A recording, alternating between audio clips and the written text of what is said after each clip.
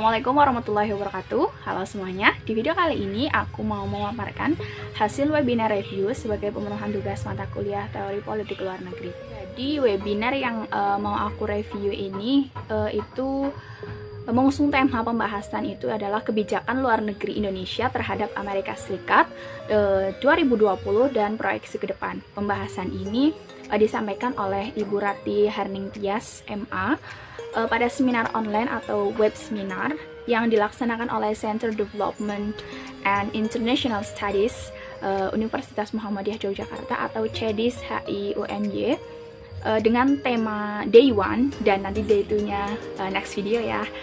Temanya itu Indonesian Foreign Policy in Uncertain Global Politics. Pembahasan pertama pada tema ini, pembahasan pertama itu tentang kebijakan luar negeri Indonesia di era Trump.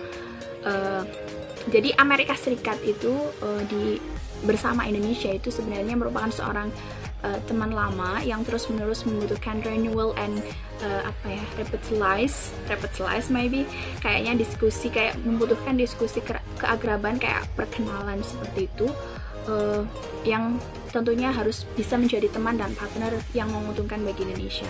Kemudian secara umum hubungan Indonesia dan Amerika Serikat itu selalu diisi dengan beragam kerjasama like ekonomi, perdagangan, investasi, pertahanan keamanan, kemudian sosial budaya dan juga pendidikan. Hal ini juga selaras dengan visi Presiden Trump kalau sebelum lengser kemarin yang memfokuskan pada 4 hal yang penting pada periodenya, yakni pembangunan infrastruktur, kerjasama perdagangan dan investasi, kemudian peningkatan kualitas tenaker atau tenaga kerja melalui pendidikan tentunya, kemudian ada peningkatan kualitas sistem kesehatan. Walau kemudian rencana-rencana ini mengalami cukup banyak perubahan, mengalami banyak perubahan karena adanya pandemi yang muncul. Salah satu yang merubah tatanan dunia, termasuk Indonesia, tatanan perencanaan dunia. Inti dari sikap Indonesia terhadap Amerika Serikat itu adalah upaya untuk mencari friends with benefit, teman yang sebanyak mungkin harus memberikan manfaat dan keuntungan untuk mendorong perekonomian yang menjadi indikator pembangunan. Oke, selanjutnya itu adalah dalam dinamika perjalanan hubungan Indonesia dengan dinamika hubungan antara Indonesia dan Amerika Serikat yang relatif mengalami up and down atau pasang surut begitu ya, dapat kita lihat dan belajar seperti itu. Saat Amerika Serikat dipimpin oleh Presiden Obama, Indonesia memiliki hubungan yang sangat mesra, romantis begitu disebut sama Ibu Rati ini pada saat seminar ya. Jadi Presiden Obama dan Indonesia saat itu seperti sudah layaknya tetangga rumah, dan ini yang menjadi alasan hubungan Indonesia dan Amerika Serikat saat itu lebih smooth gitu ya. Kemudian keakraban ini juga seiring waktu berubah saat Amerika Serikat kemudian dipimpin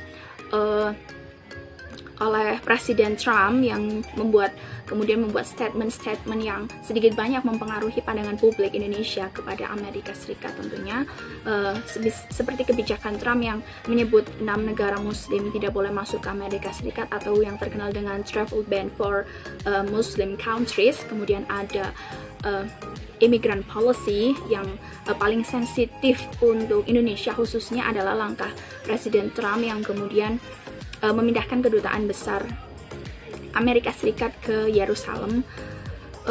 Hal-hal inilah kemudian menjadi seperti batu sandungan untuk hubungan antara Indonesia dan Amerika Serikat, terutama pandangan publik Indonesia terhadap Amerika Serikat. Kemudian selain hal-hal di atas yang sudah disebutkan terkait rivalitas antara Amerika Serikat dan China, juga membuat Indonesia harus terus berhati-hati dan menjadi alasan untuk Indonesia itu lebih mencari penempatan diri yang lebih tepat agar tidak terjebak dalam rivalitas tersebut, tetapi justru bisa memanfaatkan rivalitas tersebut agar berhasil untuk kepentingan strategis Indonesia seperti itu. Oke, masuk ke pembahasan selanjutnya.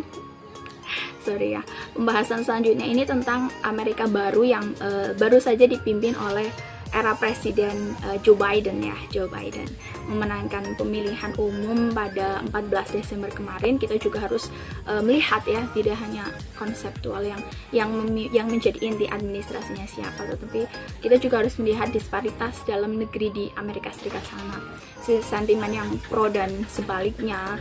Kemudian karena hal ini juga mempengaruhi emosional publik di belahan dunia, melihat fakta yang terjadi di Amerika Serikat sana seperti itu.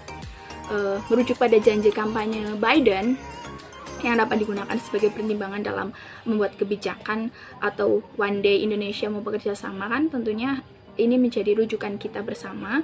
Pada janji-janji kampanye Biden, yang pertama adalah berkomitmen mengembalikan US atau United States Global Leadership yang sempat ditinggalkan Trump, yang Trump lebih berfokus berfokus pada American First yang melibatkan Amerika sebagai leader atau pusat utama dalam prioritas politik luar negeri Amerika Serikat, seperti pada Paris Agreement, isu lingkungan, dan keterlibatan Amerika Serikat dengan dalam isu demokrasi. Kemudian pada kampanye Biden juga menggarisbawahi secara tebal mungkin ya persaingan Amerika Serikat dengan Cina, yang sebelumnya Amerika Serikat bersama Trump itu terkesan kaku, keras, dan seperti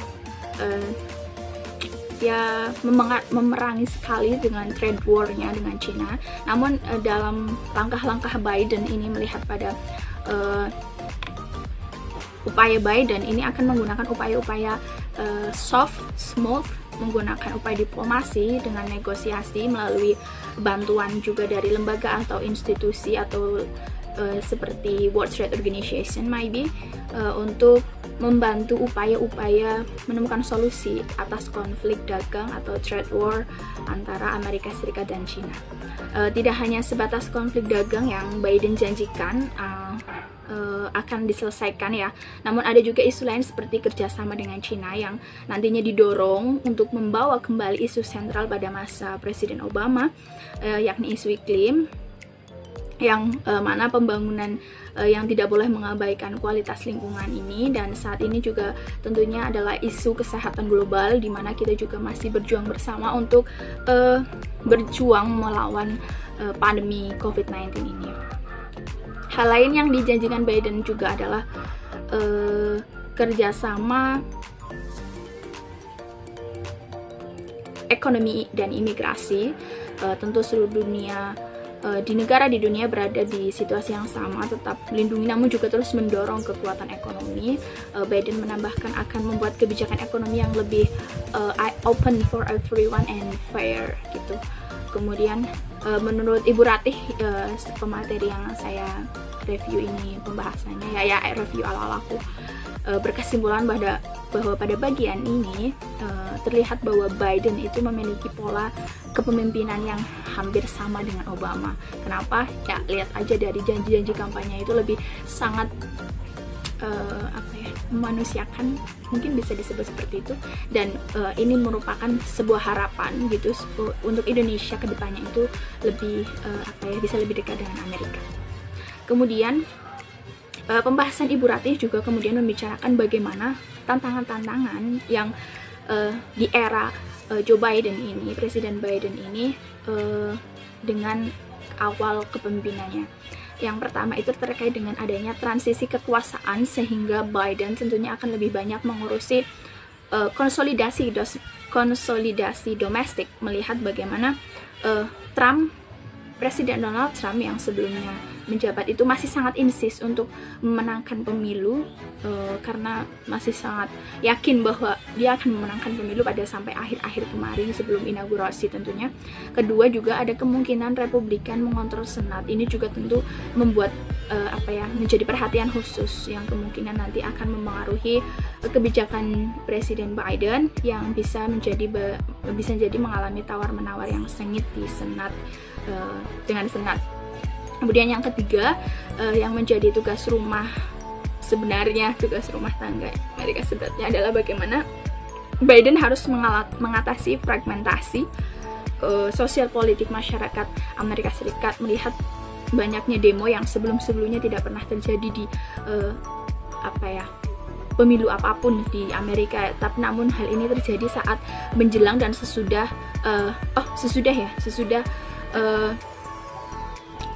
election pemilihan umum antara Biden dan Trump kemarin. Dan banyaknya demo yang terjadi pada ini tuh merupakan sebuah tantangan Biden juga.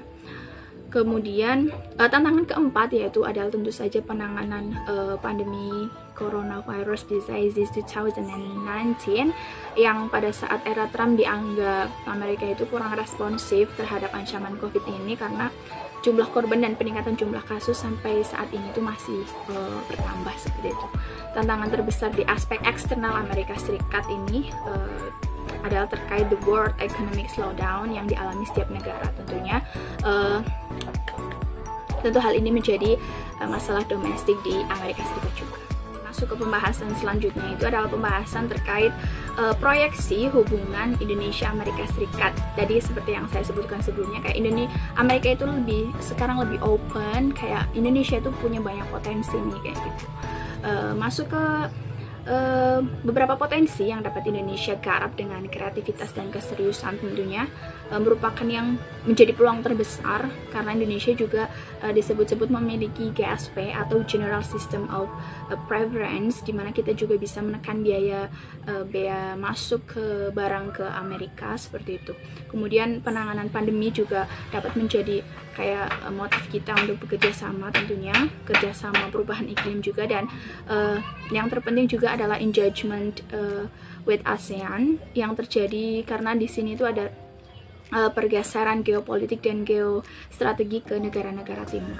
Kemudian selain potensi peluang kerjasama Indonesia Amerika Serikat, Ibu Ratih Harding Tias juga menambahkan potensi-potensi yang membahayakan seperti pelanggaran HAM masa lalu, kemudian isu lingkungan hidup, kemudian isu tenaga kerja, dan yang paling sensitif tentunya adalah isu agama, di mana hal ini adalah tentang kebebasan beragama. Dan terkait dengan latar belakang Biden juga kita perlu berhati-hati, yakni Demokrat yang banyak mengangkat isu-isu law politik, dan jika kita tidak berhati-hati hal ini akan bisa menjadi batu sandungan untuk Indonesia sendiri. Kemudian kita masuk ke akhir pembahasan nih teman-teman. Ibu Ratih menambahkan peluang dari trade war. Tadi kan peluang Indonesia atas Amerika nih. Kita memanfaatkan nih peluang terakhir ini adalah memanfaatkan trade war antara Amerika dan China. Yang dapat Indonesia manfaatkan tentunya yaitu seperti mencari substitusi produk impor dari Amerika Serikat dari China untuk produk China yang dikenai trade war tarif. Itu kan kita bisa mencari substitusinya untuk diekspor dari kita ke sana, karena kita juga punya GSP Global General System of Preference. Kemudian kita juga dapat memaksimalkan GSP tadi yang sudah saya sebutkan. Kemudian Indonesia juga mempunyai peluang nih untuk menangkap perusahaan-perusahaan Amerika Serikat yang keluar dari Cina karena alasan trade war terkait masalah keamanan ya, dan ini lebih berpotensi itu kan perusahaan-perusahaan itu akan dipindahkan ke Asia Tenggara, dan Indonesia tentu punya kesempatan yang sangat besar di situ. Kemudian Indonesia juga dapat mencari peluang, informasi peluang untuk menanamkan investasi di Amerika. Ya, entah itu juga tentunya membutuhkan waktu yang panjang, tapi kita tentu bisa mencoba hal tersebut. Demikian video webinar review dari saya. Kurang lebihnya mohon maaf. Jika bermanfaat bisa ditonton, di-share. Jika tidak bermanfaat tolong jangan dihujat. Dari saya cukup sekian. Wabillahi taufiq wal hidayah. Wassalamualaikum warahmatullahi wabarakatuh.